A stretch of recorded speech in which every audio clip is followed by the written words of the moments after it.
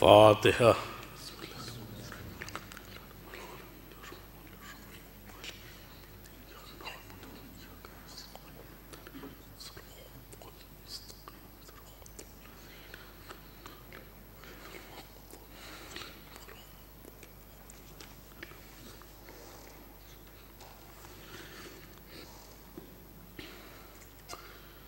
لا حول ولا قوة إلا بالله العلي العظيم حسبنا الله ونعم الوكيل نعم المولى ونعم النصير أعوذ بالله السميع العليم من الشيطان اللعين الرجيم بسم الله الرحمن الرحيم الحمد لله رب العالمين والعاقبة للمتقين والجنة للموحدين والنار للعاصين والملحدين والصلاة والسلام والتحية والإكرام على النبي الأمي العربي القرشي المكي المدني العبد المؤيد الرسول المصدق المصطفى الأمجد حبيب إله العالمين أبي القاسم محمد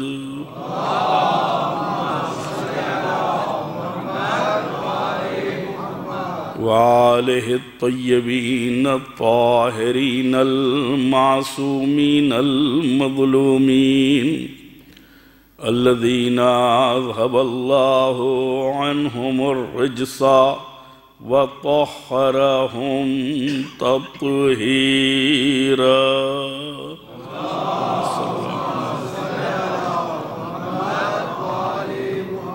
ولعنة الدائمة الباقية على أعدائهم أجمعين من يوم عداوتهم إلى قيام يوم الدين أما بعد فقد هذا ما أوصى به حسين بن علي بن أبي طالب إلى أخيه محمد بن الحنفية إلى أن قال إني لم أخرج أشرا ولا بطرا ولا مفسدا ولا ظالما بل إنما خرجت لطلب الإصلاح في أمة جدي رسول الله أريد أن آمر بالمعروف وأنهى عن المنكر وأسير بسيرة جدي وأبي علي بن أبي طالب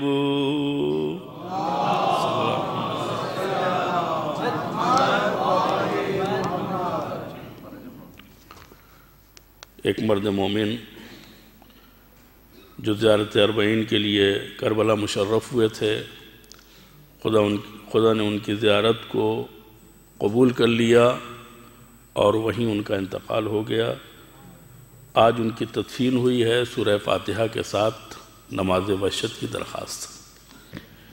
ایک دوسرے مومن ہیں سید ظہیر حسن نقوی، جن کی نماز وحشت کی درخواست کی گئی ہے۔ ان کا نام ہے مرحوم و مغفور محسن رضا ابن فدا حسین حیمانی، اور دعائے صحت کی درخواست ہے سید ظہیر حسن نقوی، یہ ICU میں ہیں۔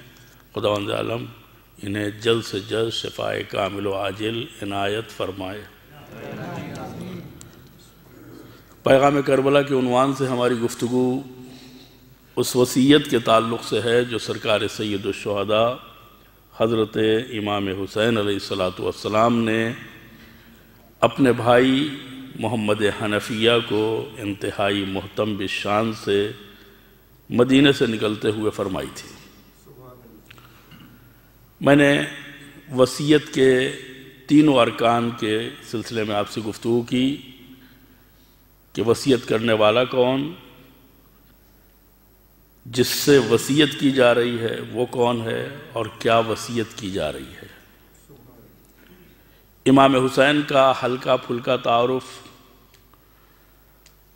جو ان کے وصی ہیں محمد حنفیہ، ان کے تعارف میں بھی ہم نے کچھ باتیں آپ کی خدمت میں عرض کی۔ اب دیکھنا یہ ہے کہ اصلاح امت جس کی وصیت کر رہے ہیں وہ کس معنی میں ہے، اور 1400 سال کے واقعہ کربلا کے گزر جانے کے بعد اس واقعے کا ہماری آج کی زندگی سے کیا تعلق ہے۔ اس لیے کہ غیر قوموں کی سمجھ میں یہ بات نہیں آتی ہے کہ جو واقعہ سینکڑوں برس پہلے کسی بھی اعتبار سے گزر چکا اس کی یاد آج منانا۔ اس کی وجہ یہ ہے کہ انہوں نے اس واقعے کو صرف واقعے کی حیثیت سے دیکھا ہے، اور ہم اس واقعے کو عبرت کی نگاہ سے دیکھتے ہیں۔ اس میں جس نے اصلاح کا کردار ادا کیا ہے وہ امام ہے، اور مامومین نے ان کا ساتھ دیا ہے۔ امام حسین کل بھی امام تھے، آج بھی امام ہیں، اور قیامت تک امام رہیں گے۔ لہذا امامت کی ہمراہی میں جو بھی اقدام ہوگا، مامومین کی ذمہ داری ہے کہ اپنے زمانے میں اس عمل کو انجام دے کر کے اپنے آپ کو اپنے امام سے جوڑنے کی کوشش کریں۔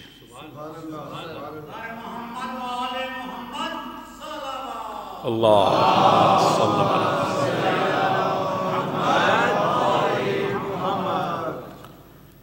ایسا نہیں ہے کہ اتفاقی طور پر امام حسین جا رہے تھے اور یزیدی فوج نے انہیں گھیر لیا اور ایک حادثہ پیش آ گیا۔ نہیں، پہلے دن سے بات مشخص ہے کہ امام حسین کیوں جا رہے ہیں۔ ایسا نہیں ہے کہ مدینے سے باہر نکلنے کے بعد پروگرام بنا، مکے میں پہنچنے کے بعد ارادہ بدلا، مسلم کی شہادت کے بعد انہوں نے اپنے پروگرام میں چینجنگ کی۔ نہیں، جو روز اول سے امام کا پروگرام تھا، مدینے سے آپ نے فرمایا تھا، وہ آخر تک باقی رہا، روز عاشور، عصر عاشور تک۔ اور اپنے اس مقصد کو بیان کر کے ہماری ذمہ داریوں میں اضافہ کیا امام نے۔ اس لیے کہ معاملہ اصلاح امت کا یہ کسی ایک خاص فرد سے تعلق نہیں رکھتا ہے۔ ہم سب امت، اگر امت میں خرابی ہو جائے تو اصلاح امت ویسے ہی واجب ہے جیسے نماز واجب ہے۔ ایسا نہیں ہے کہ امام حسین کے اوپر نماز زیادہ واجب تھی، ہمارے اوپر کم واجب ہے، یا ہمارے اوپر احکام الہی زیادہ فرض ہیں، امام کے اعتبار سے ان کے اوپر کم فرض تھے۔ نہیں، واجبات میں سب برابر ہیں، سب برابر ہیں واجبات میں۔ 17 رکعت اگر ماموم کے اوپر واجب ہے تو امام پر بھی واجب ہے۔ اب یہ بات الگ ہے کہ امام اپنی امامت کی شان کو ملحوظ خاطر رکھتے ہوئے اتنی عبادت کرے کہ پڑوسی رات میں تھک جائے لیکن تکبیر کو گن نہ سکے کہ کتنی تکبیر ہونے۔ یہ بات الگ ہے، لیکن واجب جو ہے وہ اپنی جگہ ہے۔ سوال یہ پیدا ہوتا ہے کہ اصلاح کی ضرورت کیوں پیش آئی؟ کیا ہوا تھا آخر؟ کون سی بدنظمی ہوئی؟ کون سی لاقانونیت ہوئی؟ یہ بھی ایک دیکھنے کی چیز ہے۔ میں صرف اشارہ کرنا چاہتا ہوں، اس لیے کہ اگر تفصیل میں جاؤں گا تو اس کے لیے کئی اشارے چاہیے، کہ یزید کے زمانے میں پیغمبر کا دین اپنے راستے سے کتنا منحرف ہو چکا تھا۔ میں صرف مثال کے لیے ایک بات آپ کے سامنے پیش کرنا چاہتا ہوں کہ یزید کا زمانہ تو بہت دور کی بات ہے، بہت دور کی بات ہے، یعنی تقریباً 60 اور 61 ہجری کا زمانہ ہے۔ 25 سال خاموشی کے بعد مولا کائنات حضرت علی ابن ابی طالب علیہ السلام کو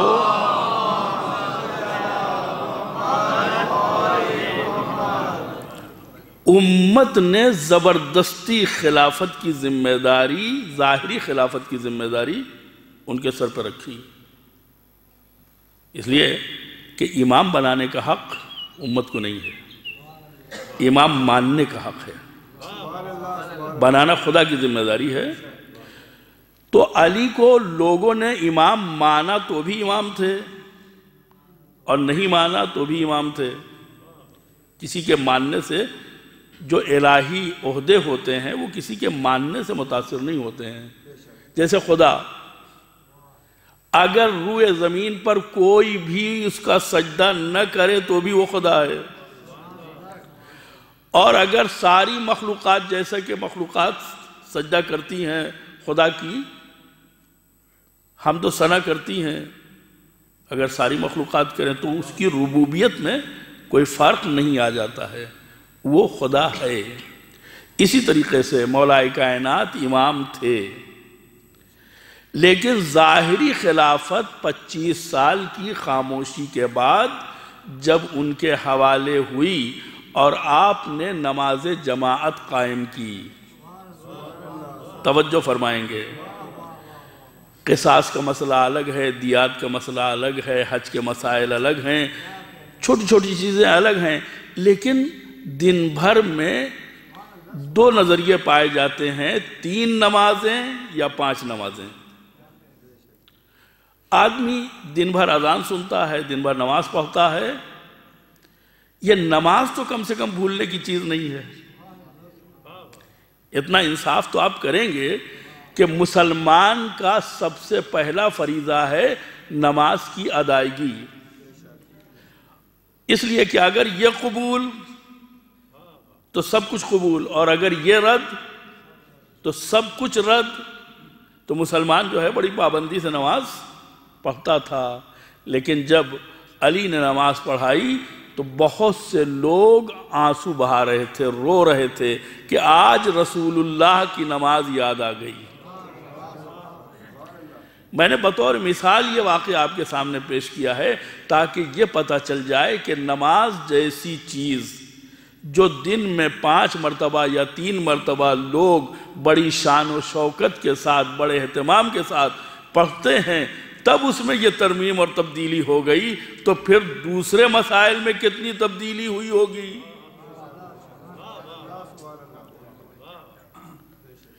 کتنا بدلاؤ آیا ہوگا۔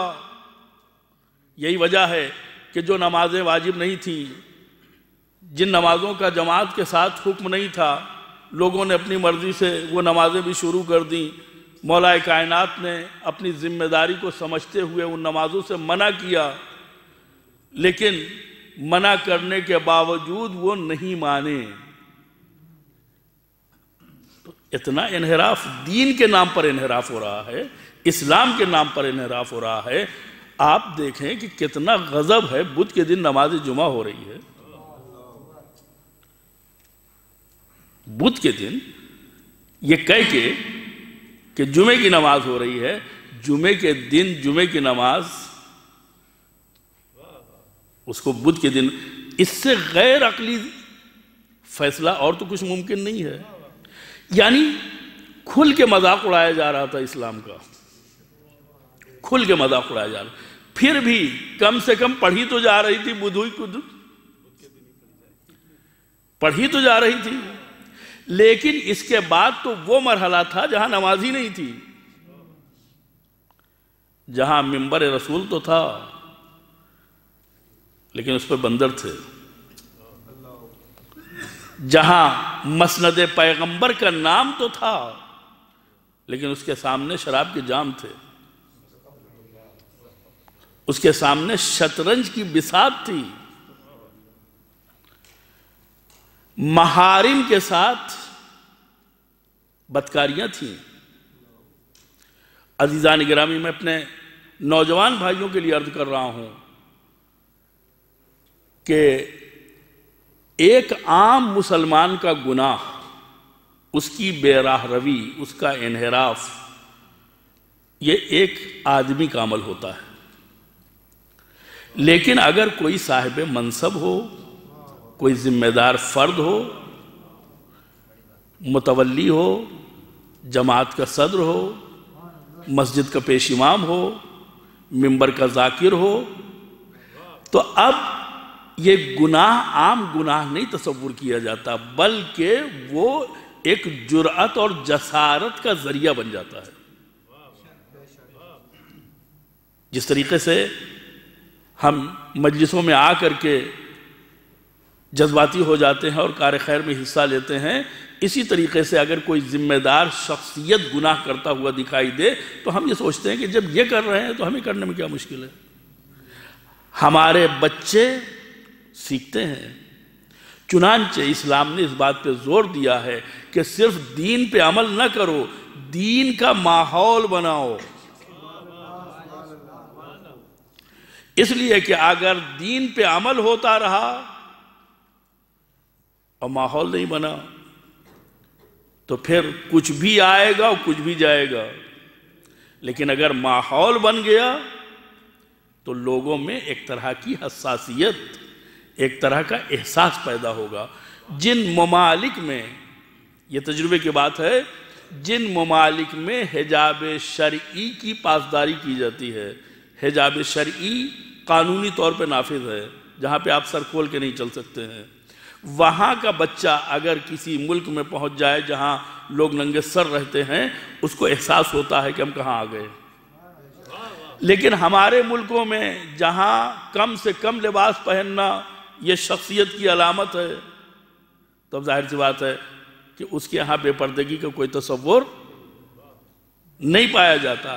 اسلام یہ چاہتا ہے کہ دین ہمارے رگ و پے میں ایسا پیوست ہو جائے کہ اگر کوئی غیر شرعی عمل ہو رہا ہو تو ہمیں فوراً احساس ہو جائے،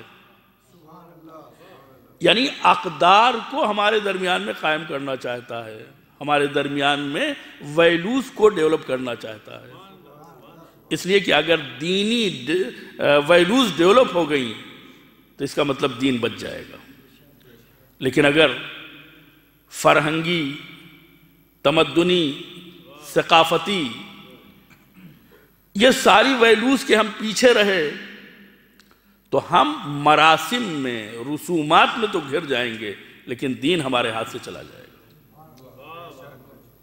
آپ دیکھیں کہ ہمیشہ اس بات کا لحاظ رکھا گیا ہے کہ اچھا ماحول بنایا جائے، اچھی فضا قائم کی جائے، چنانچہ امام فرماتے ہیں کہ ارید ان آمر بالمعروف، میں امر بالمعروف کرنے جا رہا ہوں، یعنی صرف میری ذمہ داری نہیں ہے، تمہاری بھی ذمہ داری ہے۔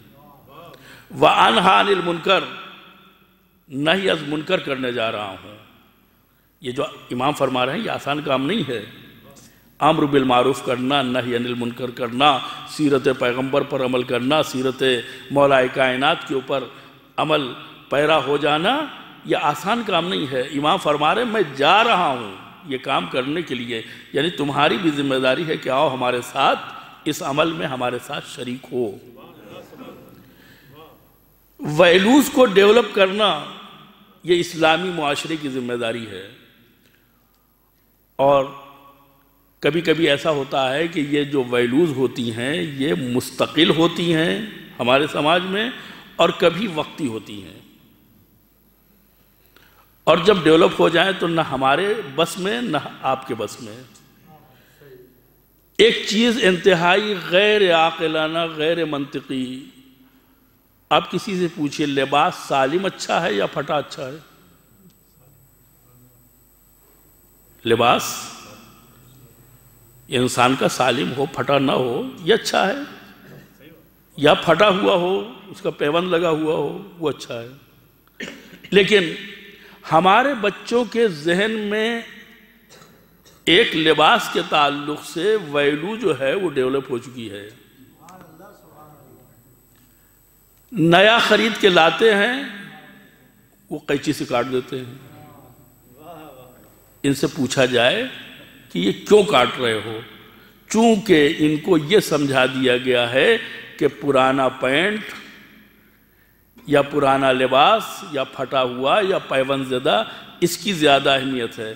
آپ دیکھیے چاہے عقل مانے یا نہ مانے، چونکہ انہوں نے مان لیا ہے تو آپ اس کو دماغ سے نہیں نکال سکتے ہیں۔ وہ روئیں گے، دھوئیں گے، وہی کریں گے جو ان کو کرنا ہے۔ زیادہ سے زیادہ آپ یہ کہیں گے کہ بھائی ہم اس سے راضی نہیں ہے، اچھا خاصا لباس جو ہے نیا خرید کے لائے ہیں، تم اس کو کاٹ رہے ہو۔ یعنی کشتی میں سوراخ کر نہیں ہوا نا۔ لیکن کیا ہے، یہ ڈیولپ ہو چکا ہے، یہ وقتی ہے، پہلے نہیں تھا۔ پہلے لوگ پیوند زدہ لباس گھر میں پہن لیتے تھے، باہر نکلتے تھے ٹھیک ٹھاک لباس پہنتے تھے۔ ابھی ہو سکتا ہے یہ گھر میں اچھا لباس پہنے ہوں، لیکن جب شادی میں جا رہے ہیں، جب کہیں پروگرام میں جا رہے ہیں تو پھر ڈھونڈتے ہیں کہ کون سی پینٹ سب سے زیادہ پھٹی ہوئی ہے۔ تو یہ وقتی طور پہ تبدیلی آئی ہے۔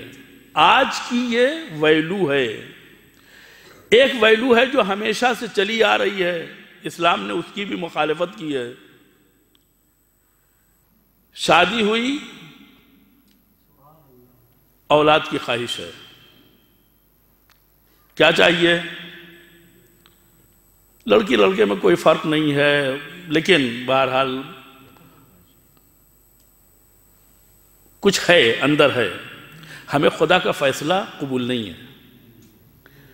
اچھا اگر فیصلہ قبول نہیں ہے تو جو چاہتے ہو کر لو، کچھ کر بھی نہیں سکتے۔ ڈاکٹر کے ہاں گئے، تعویذ گنڈا کیا، جھاڑ پھونک کیا، اس لیے کہ اگر خدا نہ دینا چاہے تو لڑکی بھی نہیں دے گا، اور اگر دینا چاہے تو پھر کتنا ہی تم یہ انکار کرو۔ راشن کارڈ میں جگہ نہ رہے نام لکھنے کی، لیکن آنے والا آئے گا، اس لیے کہ دینا اس کی ذمہ داری ہے، اس نے طے کر لیا کہ ہم دیں گے۔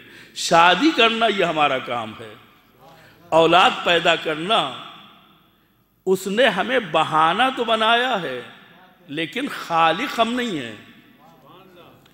جب ہم خالق نہیں ہیں تو پسند اور ناپسند کی کیا بات ہے؟ کل بھی لڑکی پسند نہیں کی جاتی تھی، آج لڑکیوں کے قصیدے پڑھے جانے کے باوجود پتہ چل جائے کہ شکم میں کیا ہے، اکثریت اس بات کی قائل ہے کہ ہمیں لڑکی نہیں چاہیے۔ اسلام کیا کہتا ہے؟ اسلام کہتا ہے کہ یہ لڑکی یا لڑکا جو بھی ہے وہ ہماری نعمت ہے، یہ ہماری امانت ہے۔ ہم نے تمہیں اس لائق سمجھا کہ اپنی امانت کو تمہاری آغوش کی زینت قرار دیا، ورنہ ترس جاتے ایک اسقاط کے لیے بھی۔ اب یہ بات الگ ہے کہ تمہارے ذہن میں یہ بات ہے کہ لڑکا بہتر ہوتا ہے۔ کل مریم جب پیدا ہوئی تھی، مادر مریم نے نذر کی تھی کہ میں بیت المقدس کے لیے ایک خادم چاہتی ہوں، ایک خدمت گزار چاہتی ہوں۔ لیکن جب لڑکی پیدا ہوئی، یہ ان کا نظریہ نہیں ہے لیکن اس زمانے کے افراد کا نظریہ تھا، تو مریم کی والدہ کہتی ہیں پروردگار میں نے تو خادم مانگا تھا، یہ تو خادمہ ہے۔ تجھے معلوم ہے کہ لڑکی لڑکے کے برابر نہیں ہوتی، قدرت نے آواز دیا کہ یہ معیار تم لوگوں کا ہے، یاد رکھو اگر ہم لڑکی بھی دیتے ہیں تو وہ سید نساء عالمین ہوتی ہے.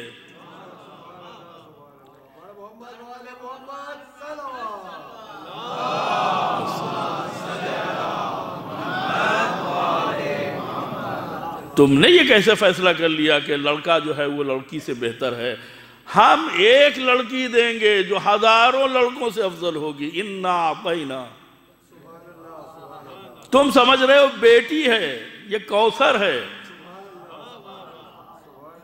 اور بیٹا ہوتا تو پیغمبر اس کی تعظیم کے لیے نہ کھڑے ہوتے، لیکن اولاد اناث تھی، پیغمبر کے سامنے آتی تھی، پیغمبر سر و قد کھڑے ہو جاتے تھے، بتاتے تھے کہ دیکھو نگاہ اسلام میں اس کی کیا حیثیت ہے جس کو تم بے حیثیت سمجھتے ہو.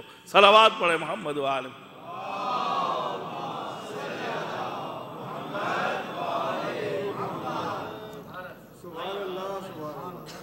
نتیجہ کیا ہوتا ہے؟ مشینیں پہلے سے بتا دیتی ہیں. جب یہ واقعہ بیان کیا جاتا ہے کہ عرب میں مثلا جہالت اتنی تھی یا جاہلیت اتنی تھی کہ جیسے ہی بچہ پیدا ہوتا تھا وہ یہ دیکھتے تھے کہ لڑکی ہے تو اسے پہلی فرصت میں دفن کر دیتے تھے. ہمیں کتنا تعجب ہوتا تھا، کتنے جاہل، کتنے انکلچرڈ، کتنے بے ثقافت، کتنے بے تمدن. لیکن مشکل یہ ہے کہ ہم ان سے گئے گزرے ہیں، اس لیے کہ ان کے زمانے میں کم سے کم ولادت ہو جاتی تھی اور وہ یہ دیکھ لیتے تھے کہ لڑکا ہے یا لڑکی تو فیصلہ کرتے تھے. ہمارے ہاں تو ولادت کا بھی انتظام، جبکہ شریعت نے قتل نفس رکھا اسے. ایک آدمی کا خون جس کی قیمت ہے 100 اونٹ، اگر کسی نے ابورشن کرایا ہے اور اس میں جان آ گئی تھی بچے میں، ظاہر سی بات ہے کہ پھر حتیٰ اگر ماں اور بچے کی زندگی کا بھی سوال ہے تو بھی ہم 2 زندگیوں کو ایک دوسرے کے اوپر ترجیح نہیں دے سکتے. فرق ہے. بچے میں اگر جان نہیں آئی ہے اور ماں کی زندگی کا سوال ہے تو پھر یہ زندہ اور مردہ کا مقابلہ ہے. بچے میں جان نہیں آئی ہے اور ماں کی جان کو خطرہ ہے تو زندہ کو بچایا جائے گا اور مردہ کو قربان کیا جائے گا.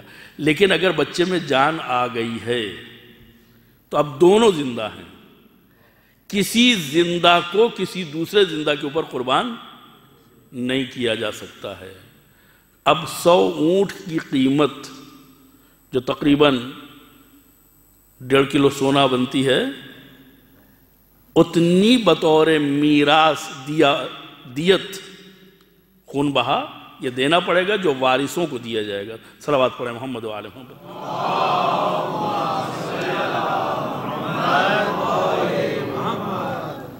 تو کل بھی یہ معیار تھا کہ لڑکی پسند نہیں تھی. آج بھی دل کے گوشوں میں ہم ظاہر کریں یا نہ کریں، حتیٰ صاحبان ایمان کے گھروں کی بات میں کر رہا ہوں، بعض اوقات تو بہوؤں کو مورد الزام ٹھہرایا جاتا ہے کہ پھر تمہارے یہاں لڑکی ہوئی ہے. اس کا مطلب یہ ہے کہ اس لڑکی کے ہونے میں اس بیچاری کا کوئی قصور ہے. بھئی یہ تو مشترکہ عمل ہے.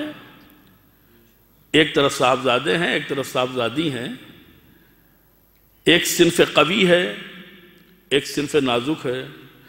قوی بہرحال قوی ہے، نازک بہرحال کمزور ہے. تو جو بڑا شریک ہے اس سے پوچھا جائے کہ تم نے کیا بنایا ہے. یہ اس بیچاری سے کیوں سوال کیا جا رہا ہے کہ تمہارے یہاں بچی پیدا ہوئی ہے؟ بس نہیں چلتا ہے. لوگ دینداری کے ماحول میں رہ کر کے اس قسم کی حرکت کرتے ہیں. خدا ہمیں ہر طرح کے گناہوں سے محفوظ رکھے اور اسلامی ویلوز کو اپنے ذہن میں اور اپنے ماحول میں ڈیولپ کرنے کی توفیق عنایت فرمائے. یہ بطور مثال میں نے آپ کے سامنے عرض کیا کہ جہاں لڑکیوں کو پسند کیا جاتا ہے وہاں لڑکیوں کا احترام، جہاں لڑکوں کو اہمیت دی جاتی ہے وہاں لڑکیوں کی کوئی حیثیت نہیں ہے۔ ہمیں چاہیے کہ جو اسلام کے خلاف ماحول ڈیولپ ہو رہا ہے اس کے خلاف اپنے آپ کو کھڑا کریں۔ یہ ہے پیغام کربلا۔ جو بھی غلط ہو رہا ہے، جو بھی بے دینی ہو رہی ہے، جو بھی مذہب کے خلاف اقدام ہو رہا ہے، لہذا ہماری بھی ذمہ داری ہے کہ ہم اقدام کریں اور امام کی بھی ذمہ داری ہے۔ لیکن ایک بات یہ واضح ہے کہ کبھی بھی امام کی امامت کے بغیر یا امام کی اجازت کے بغیر،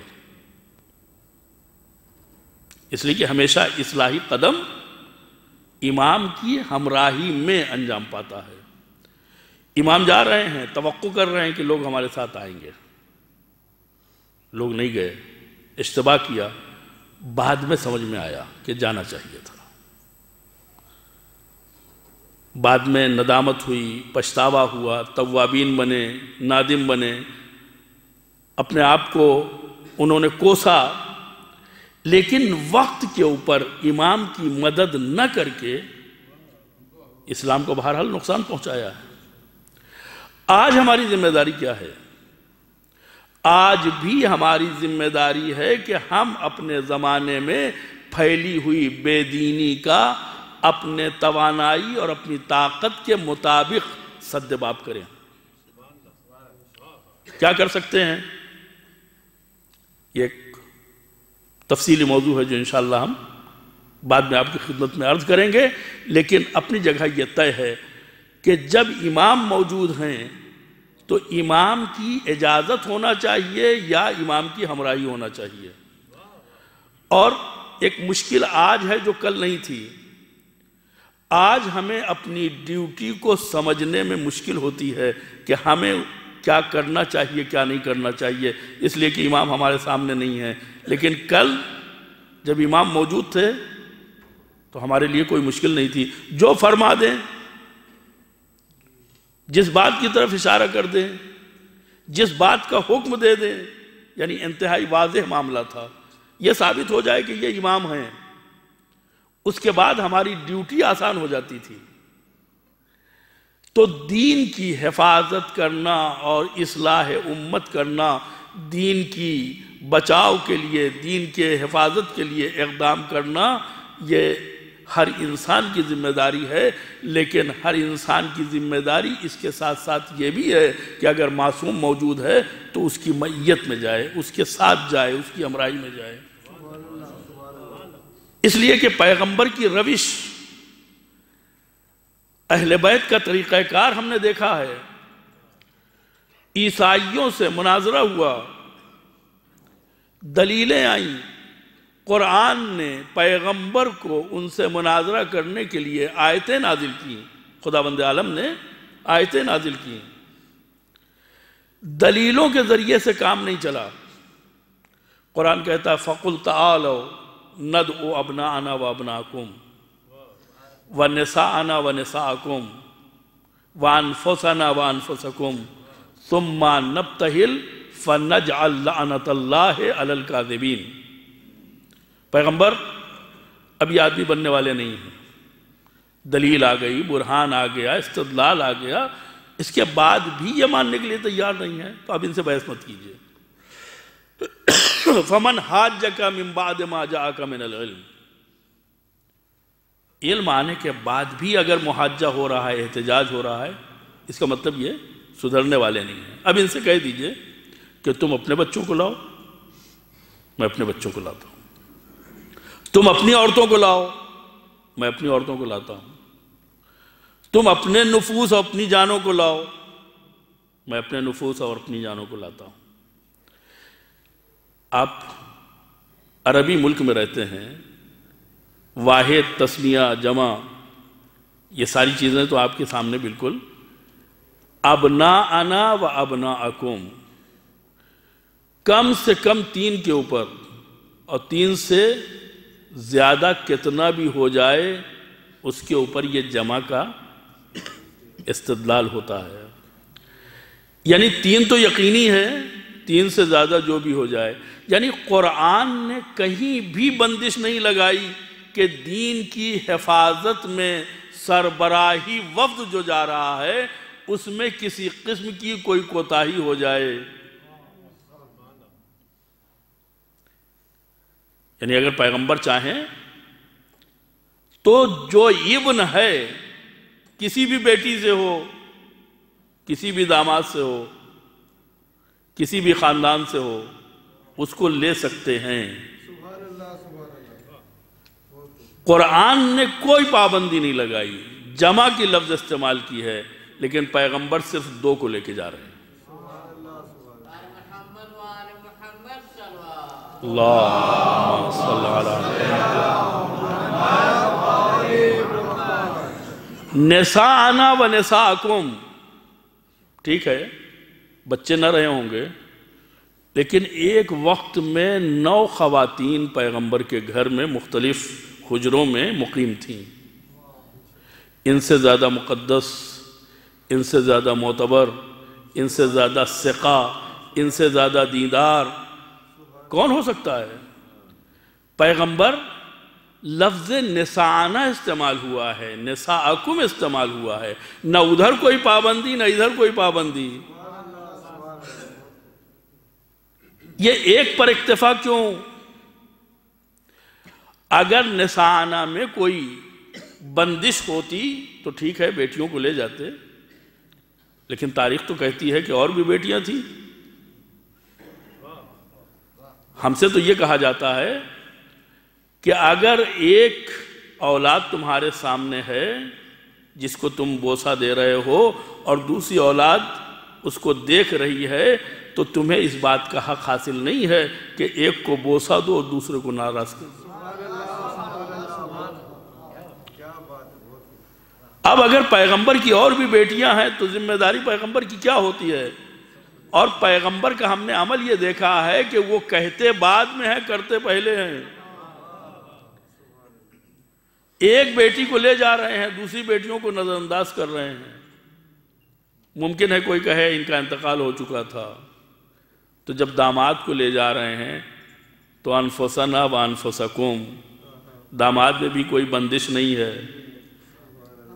کہیں ایک رشتے کی وجہ سے ایک نور ہے،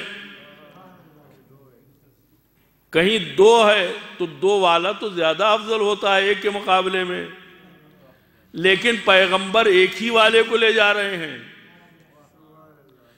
قرآن نے بھی کوئی بخل سے کام نہیں لیا، مجبور بھی نہیں کیا، لیکن پیغمبر صرف گنے چنے افراد کو لے جا رہے ہیں یہ بتانے کے لیے کہ یہ دین کی حفاظت کی سربراہی کا معاملہ ہے، یہ کوئی اور دوسرا معاملہ نہیں ہے جس میں امت چلی جائے۔ اس لیے کہ یہاں کے اوپر جھوٹوں کے اوپر لعنت کرنا ہے، جس کے لیے شرط یہ ہے کہ وہ سچا ہو۔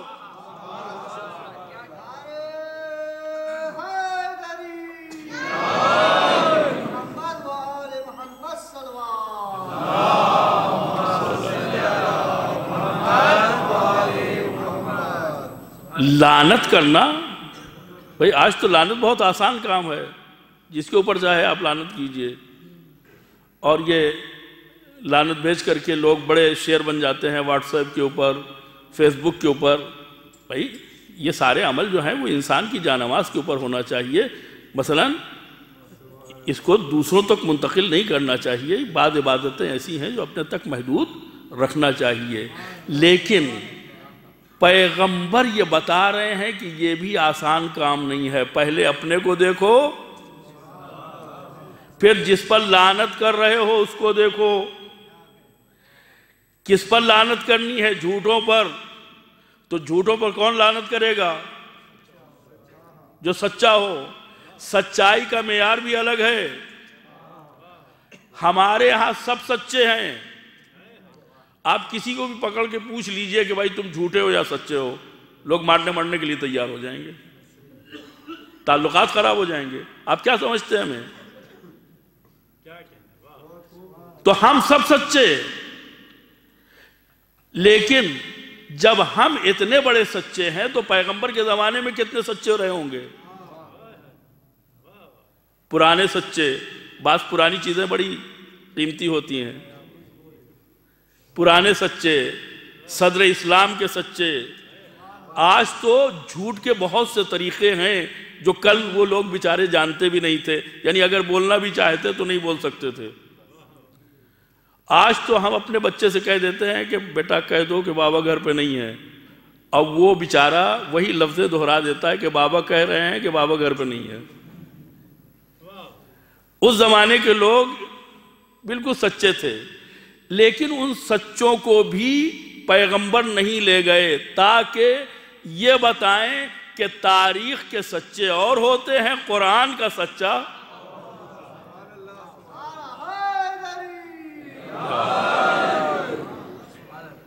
سچے کا یہ مطلب نہیں ہے کہ آپ نے سچ بول دیا تو آپ سچے ہو گئے. نہیں، زندگی میں جھوٹ نہ بولا ہو تو سچے ہیں. یعنی سچے کا مطلب ہوتا ہے کہ مفہوم مخالف کو آپ نے ادا نہ کیا ہو. ورنہ آج ہم نے سچ بولا تو ہم سچے ہو گئے، اور جو پوری زندگی جھوٹ بولا ہے وہ کیا ہوا؟ سچا بننے کے لیے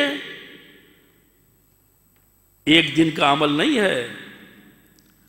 اب جب سچا بننے کے لیے ضرورت ہے کہ ہم نے اپنے ماضی میں جھوٹ نہ بولا ہو، تو پھر صدیق بننے کے لیے کیا شرائط ہوں گے؟ صدیقہ بننے کے لیے کیا شرائط ہوں گے؟ ظاہر سی بات ہے کہ میرے پاس اتنا وقت بھی نہیں ہے اور حوصلہ بھی نہیں ہے، لیکن ایک جملے میں بات عرض کرنا چاہتا ہوں کہ سچ بولنا یہ مسلمان کے لیے کمال کی بات نہیں ہے. اس لیے کہ جہاں جھوٹ گناہ ہو، جہاں جھوٹ بولنا یہ گناہوں کے کمرے کی چابی ہو، وہاں سچ کی اہمیت بتا دی گئی ہے. لیکن اسلام ان سچوں کو سچا نہیں سمجھتا جو صرف نقل واقعہ کر کے اپنی سچائی کا ڈھنڈورا پیٹ رہے ہیں، بلکہ اسلام ان کو سچا مانتا ہے جو کہتے جاتے ہیں ہوتا جاتا ہے. ان کے ہاں واقعہ دہرانا سچائی کی علامت نہیں ہے، بلکہ زبان سے جو نکل جاتا ہے وہ سچ ہو جاتا ہے. صلوات پڑھیں محمد وآلہ.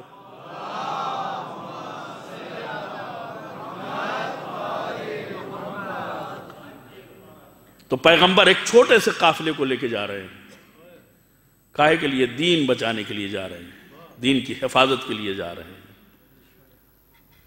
ٹھیک ہے، جب تمہیں اجازت دی جائے گی تو آؤ گے. پھر خیال رکھنا کہ جب ہماری اجازت سے آئے ہو تو بغیر اجازت کے بھاگنا بھی نہیں.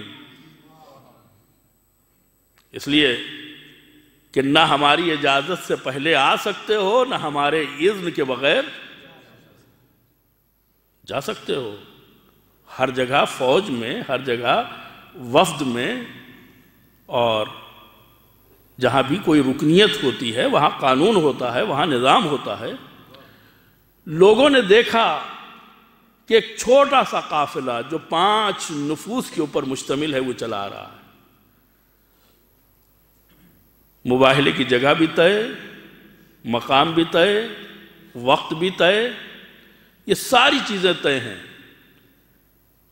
صرف افراد طے نہیں ہوئے ہیں، عنوان طے ہوا ہے. ابنا آئیں گے، نساء آئیں گی، انفس آئیں گے. تعداد طے نہیں تھی. آنے والوں کے چہروں کو دیکھا گیا، ہاتھ اٹھا دیا گیا، ہم ان سے مباہلہ نہیں کریں گے. کیوں مباہلہ نہیں کریں گے؟ کیا شکلیں بدل گئیں؟ پیغمبر کو تو کل بھی دیکھا تھا، بحث و مباحثہ کس سے ہو رہا تھا؟ مولا کائنات کو دیکھا تھا، بچوں کو دیکھا تھا، صدیقہ طاہرہ کو نہ کل دیکھا تھا. اس لیے کہ وہ تو حجاب میں ہیں. لیکن ایک جملہ عرض کروں کہ جس کا حجاب کے باہر اتنا نور ہو،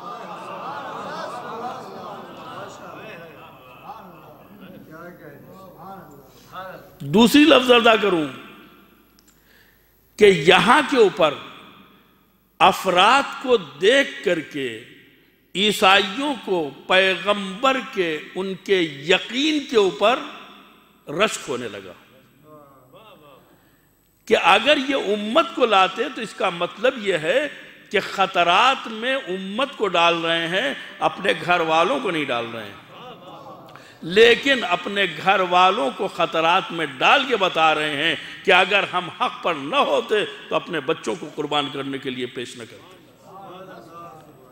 یہ پیغمبر کے یقین کو دیکھ کر کے، علی کے یقین کو دیکھ کر کے، حسن اور حسین کے یقین کو دیکھ کر کے، صدیقہ طاہرہ کے یقین کو دیکھ کر کے وہ متزلزل ہو گئے کہ یہ تو وہ ہیں کہ اگر نہ ٹلنے والے پہاڑ سے کہہ دیں کہ ہٹ جاؤ تو وہ اپنی جگہ چھوڑتا ہوا نظر آئے۔ کہ ہم ان سے مباہلہ نہیں کریں گے، یہ سچے ہیں، یہ سچے ہیں، یہ سچے ہیں۔ بہت قریب ہے وہ تاریخ جب محسن السقط کا آپ غم منائیں گے۔ فاطمہ پیغمبر کے بعد بہت روئی ہیں۔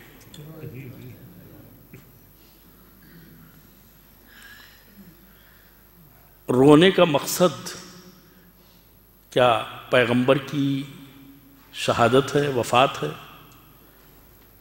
اس لیے کہ اگر کوئی بیٹی باپ کے لیے بلکتی تو ہو سکتا ہے صدیقہ خود اسے تسلی دیتی کہ موت حق ہے، سب کو ایک دن جانا ہے، جو اس دنیا میں آیا ہے وہ بہرحال جانے والا ہے۔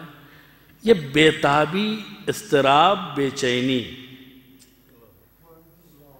کہ مدینے والے بے چین ہو جاتے ہیں، کہتے ہیں یا دن میں یا رات میں۔ اس کی وجہ میں آپ کی خدمت میں عرض کرنا چاہتا ہوں۔ مصیبتوں کے واقع ہونے پر رونا یہ ایک فطری عمل ہے، آہ و زاری طبیعت کا تقاضا ہے، لیکن فاطمہ کے گھر سے جو آواز نکل رہی ہے، جب اس پر اعتراض ہوا تو آپ بقی چلی گئیں، بقی میں بھی اعتراض ہوا تو علی نے گھر بنا دیا، بیت الحزن، غم و اندوہ کا گھر، آپ وہاں گریا کرتی تھی۔ آخر وجہ کیا تھی؟ میں اس نقطے کی طرف آپ کے ذہنوں کو متوجہ کرنا چاہتا ہوں، اس لیے کہ باپ یقیناً جدا ہوا ہے، اور رسول جیسا باپ، پیغمبر جیسا باپ، جتنا رویا جائے کم ہے۔ علی کا حق چھینا گیا ہے، جتنا اس کے اوپر احتجاج کیا جائے کم ہے، لیکن اتنی بے چینی اور اضطراب یہ صدیقہ طاہرہ کا ایک پیغام ہے جس کو ہمیں سمجھنے کی ضرورت ہے۔ اور وہ بات یہ ہے کہ ابھی کچھ دن پہلے جب اسلام کی صداقت کی گواہی کا معاملہ تھا تو یہ 4-5 افراد گئے تھے اور ان کی گواہی کو عیسائیوں نے قبول کر لیا تھا، لیکن 1-1.5 ہفتے کے بعد جب یہی افراد اپنے معاملات کو لے کے مسجد نبوی میں جاتے ہیں تو نہ علی کی گواہی قبول، نہ حسن و حسین کی گواہی قبول، نہ فاطمہ کی گواہی قبول۔ صدیقہ قرآن سے پوچھا جا رہا ہے بتاؤ تمہارے پاس ثبوت کیا ہے؟ ایک عزت دار کی گفتگو کے اوپر سوال اٹھانا یہ اس کے لیے مر جانے کی بات ہوتی ہے۔ تمہارے پاس دلیل کیا ہے؟ پوری دنیا جانتی ہے کہ ملکیت بذات خود ایک دلیل ہوتی ہے۔ میری جیب میں کوئی چیز رکھی ہے تو یہ میری ملکیت ہے، اس کے لیے دلیل کی ضرورت نہیں ہے۔ اگر کوئی دوسرا کہتا ہے کہ یہ میری ملکیت ہے تو وہ دلیل دے۔ خود میرے ہاتھ میں میری چیز ہونا یہ ایک طبیعی چیز ہے۔ صدیقہ طاہرہ کے ہاتھ میں فدق تھا، لہذا صدیقہ سے نہیں پوچھنا چاہیے تھا، لیکن صدیقہ نے وہاں بھی قبول کیا۔ علی کو لے گئیں، حسن کو لے گئیں، حسین کو لے گئیں، ام ایمن کو بھی لے گئیں، لیکن مسلمانوں نے ان کی دلیل کو بھی نہیں مانا، ان کی گواہی کو بھی نہیں مانا۔ صدیقہ طاہرہ توہین محسوس کر رہی ہیں کہ جس کی صداقت کی گواہی قرآن دے رہا ہو، جس کی صداقت کا کلمہ عیسائیت پڑھ رہی ہو، مسلمان اسے قبول کرنے کے لیے تیار نہیں ہے۔ اس سے بڑی مصیبت اور کیا ہو سکتی ہے صدیقہ طاہرہ کے لیے؟ بس میں نے زحمت تمام کی۔ حسین آغوش پیغمبر میں حسن انگلی پکڑے ہوئے، یہ شروع سے انہیں مشق کرائی جا رہی ہے دین بچانے کے سلسلے میں۔ امر بالمعروف نہی عن المنکر، سیرت مولا کائنات اور سیرت پیغمبر اسلام پر عمل کرنے کے لیے جو سب سے چھوٹا تھا وہ سب سے آگے تھا، اس لیے کہ سب سے آگے تھے پیغمبر اور ان کی گود میں تھے حسین۔ حسین پیغمبر سے بھی آگے۔ اور جب کربلا میں دین بچانے کا معاملہ آیا تو وہاں بھی جو سب سے چھوٹا تھا اس کے وجود نے حسین کی مظلومیت کے اوپر مہر تصدیق ثبت کر دی۔ سب سے چھوٹا حسین نے اس بات کا اہتمام برتا ہے کہ جس کے اندر جتنی قوت برداشت اتنا اسے روکا جائے۔ نہیں معلوم علی اصغر میں کتنی قوت برداشت تھی جب حل من ناصر ینصرنا کے جواب میں رونے کی آواز خیمے سے بلند ہوئی تو حسین گئے اور چھوٹے سے بچے کو اپنے ابا کے زیر سایہ میدان میں لے آئے۔ میں صرف ایک جملے کی وضاحت کروں گا اور اس کے بعد ختم دعا۔ امام حسین بچے کی کیفیت فوج کے سامنے پیش کر رہے ہیں۔ الا ترون انہ کیف یتلوی، تم دیکھتے نہیں ہو یہ کیسے جاں بلب ہے۔ یتلذا عربی زبان کے افراد کے درمیان جس محاورے سے گزرا ہے اس میں ایک تمہید ضروری ہے۔ مچھلی کو جب پانی سے نکال دیا جاتا ہے تو مچھلی ماہی بیاب مثال ہے کہ تڑپتی ہے، اچھلتی ہے، زمین سے اوپر اٹھتی ہے، پھر زمین پہ گرتی ہے۔ جب تک اس کے اندر طاقت رہتی ہے وہ اوپر اٹھتی ہے، زمین پہ گرتی ہے۔ یہ ایک مرحلہ۔ جب اس کی طاقت ختم ہو جاتی ہے اس مرحلے کی تو پھر وہ کروٹیں بدلتی ہے۔ یہ دوسرا مرحلہ۔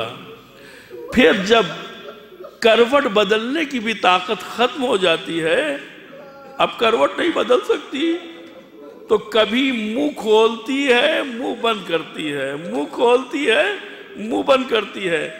امام نے جو لفظ استعمال کیا اسی مرحلے کے لیے، الا ترون انہ کیف یتلذا، ارے تم نہیں دیکھ رہے ہو کہ یہ کیسے جاں بلب ہے؟ ارے اس میں تو تڑپنے کی صلاحیت بھی نہیں ہے، اس میں تو کروٹ بدلنے کی بھی طاقت نہیں ہے۔ لیکن حسین کا جواب تیرے سے شعبہ سے دیا گیا، بچہ باپ کے ہاتھوں پہ منقلب۔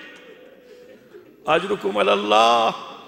حسین نے علی اصغر کو لیا، رباب سے ملانے کے بعد پشت خیمہ پر گئے، ذوالفقار سے قبر کھودی، زمین کے حوالے کیا علی اصغر کو۔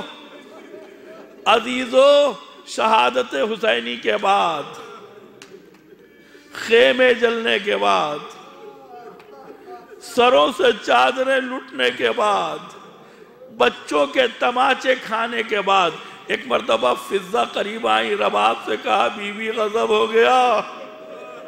کہا فضہ اب ہونے کو کیا بچا ہے؟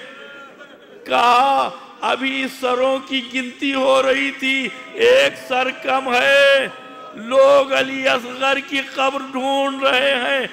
رباب نے دیکھا بڑے بڑے لمبے لمبے نیزے لیے ہوئے زمین کی نمی کو تلاش کیا جا رہا ہے.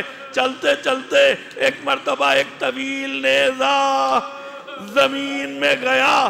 اب جو جھٹکے کے ساتھ نکالا گیا تو ساتھ میں علی اصغر کی لاش.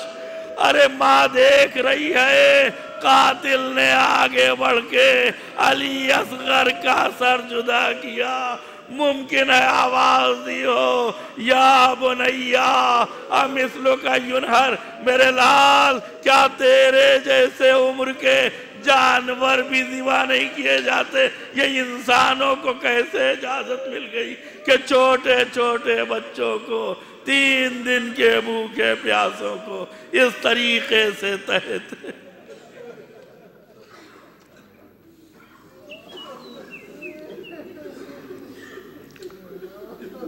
سَيَعْلَمُ الَّذِينَ ظَلَمُوا أَيَّ مُنْقَلَبٍ يَنْقَلِبُونَ اِنَّا لِلَّهِ وَإِنَّا إِلَيْهِ رَاجِعُونَ الہی بحق الزہراء وابیہا وبعالہا وبنیہا وبحق الائمة التسعة الطاہرین من ذریۃ الحسین علیہ السلام فاستجب دعانا واقضی حاجاتنا برحمتک یا ارحم الراحمین.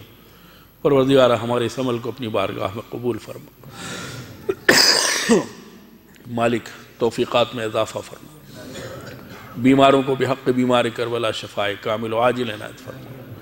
مرحومین کی مغفرت فرما. ہمیں اس وقت تک موت نہ دینا جب تک کہ تیری ذات اور ہمارے زمانے کا امام ہم سے راضی نہ ہو جائے. دنیا میں ہمیں زیارت محمد و آل محمد اور آخرت میں ان کی شفاعت نصیب فرما. پرچم اسلام کو سربلند فرما. پرچم کفر و نفاق و الحاد کو سرنگوں فرما. علماء اعلام اور مراجع کرام کی حفاظت فرما. مزارات مقدسہ کی حفاظت فرما. اہل بیت کے چاہنے والے گوشہ و کنار دنیا میں جہاں کہیں بھی ہوں ان کی جان و مال عزت و ناموس کی حفاظت فرما. امام زمانہ کے ظہور میں تعجیل فرما. ہم سب کو ان کے ناصروں، مددگاروں اور غلاموں کے فہرست میں شامل فرما. وصلی اللہ علی محمد وآلہ الطیبین الطاہرین المعصومین. ایک سورہ فاتحہ جملہ مومنین و مومنات کے ساتھ مرحوم محسن رضا ابن فدا حسین ہیمانی کی روح کو ایثار فرما.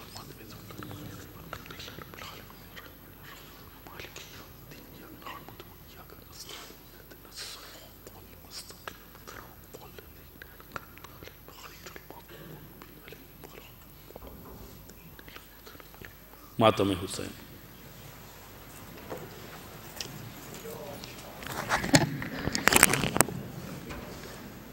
مومنین انشاءاللہ کل کی مجلس اصطلاح شہادت محمد رسول اللہ صلی اللہ علیہ وسلم اور امام حسن علیہ السلام کی شہادت کی مناسبت سے ہے.